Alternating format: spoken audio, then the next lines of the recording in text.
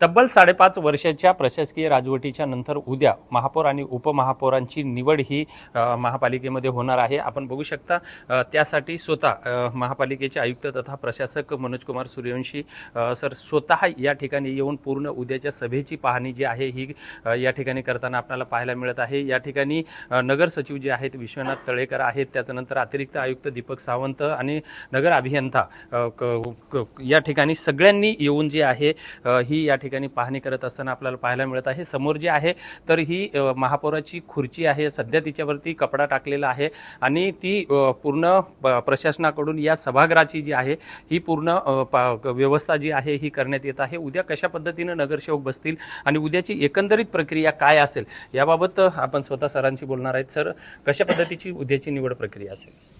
उद्या दुपारी 1 वाजता महापौर आणि उपमहापौर निवडण्यासाठी वसई विरार महानगरपालिकेच्या सभागृहात सर्व नगरसेवकांची सभा घेतली जाईल। यामध्ये जे 2 पक्ष मेन आहेत, एक आहे BVA आणि भाजप यांच्या नगरसेवकांची बसायची व्यवस्था वेगवेगळी केलेली आहे। 1 वाजता सभा सुरू झाल्यावर आमच्याकडे महापौरांसाठी 4 नामनिर्देशन पत्र प्राप्त झालेले आहेत आणि उपमहापौर पदासाठी 3 नामनिर्देशन पत्र प्राप्त झालेले आहे।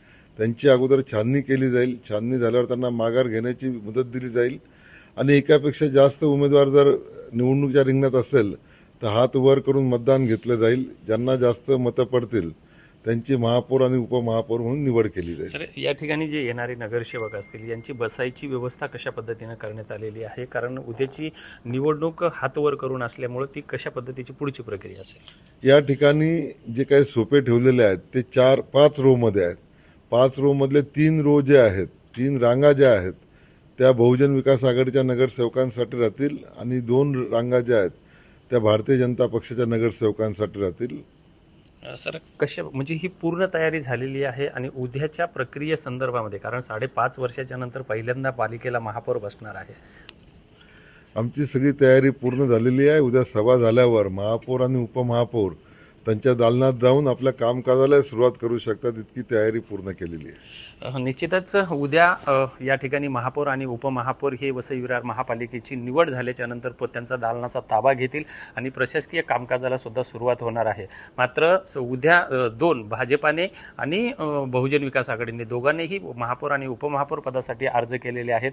त्यामुळं उद्याची निवडणूक होते की उमेदवारी अर्ज मागे घेऊन ही बिनविरोध निवड केली जाते हे मात्र पाहणं तेवढंच महत्त्वाचं आहे। विजय गायकवाड, TV9 मराठी, वसई विरार।